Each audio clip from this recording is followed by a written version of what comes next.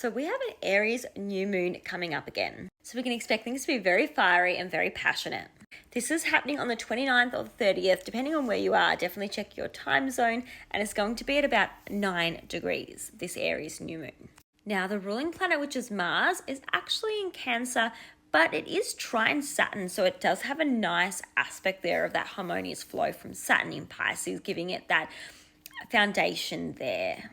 Saturn in Pisces is really bringing through lessons and karma around our spirituality and around our emotions and compassion. And it's sending that trine to that Mars that's in Cancer that's probably not doing so well because it's not very happy here, but Saturn is helping, giving some support there with this energy. And Mars has been spending so much time here in Cancer, so we're really learning a lot of lessons about our action in that area of our chart. So check out where Cancer is in your chart. But overall, this new moon is about new beginnings, fresh starts, and planting those seeds of intention.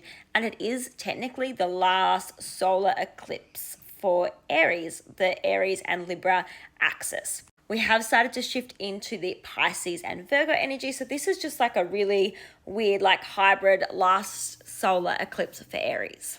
So it will be pretty intense because this will be like a new moon kind of on steroids, hyped up a bit. And we know that Aries is to do with like the head, the face. It's to do with our actions, our passions, our motivations, our desires. It's about taking action and being independent, brave. It can be about conflicts and arguments. It's very, very much about leadership, pioneering, entrepreneurs, fighting for what you believe in, competition, being impulsive, being a little bit reckless. And Aries are the babies of the zodiac sign. So I do expect that this eclipse will be very interesting. I suspect globally we might hear a lot more about religion, church, maybe even the Vatican. We might also hear a little bit more about spirituality, those sorts of things. Also potentially immigration, because of that Saturn Pisces energy trine to Mars.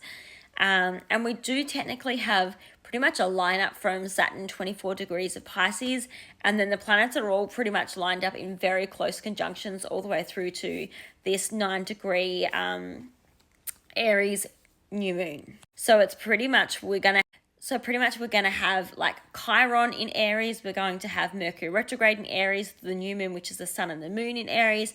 And then we have Neptune and Venus and Saturn all in Pisces and the North Node in Pisces. So there's a lot, like basically they're all lined up from Pisces all the way through to Aries.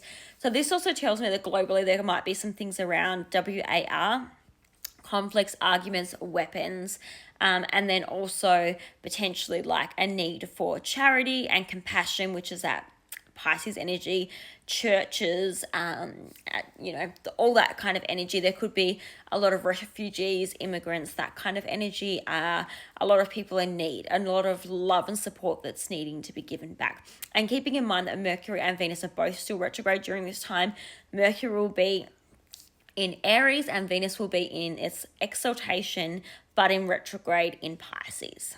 So during this time, there's still a lot that we need to reflect, revise, and revisit. Globally, this is going to be quite huge. Independently, it will depend on your own natal chart and what's actually happening for you. So definitely check out your chart where Aries is for this 9-degree new moon. But also consider that Mars in Cancer, so look where Cancer is in your chart, and then also take into account that Pisces energy and where that is in your chart. If you want a reading, I do readings, so just DM me and we can have a look at your chart and see how this is impacting you individually.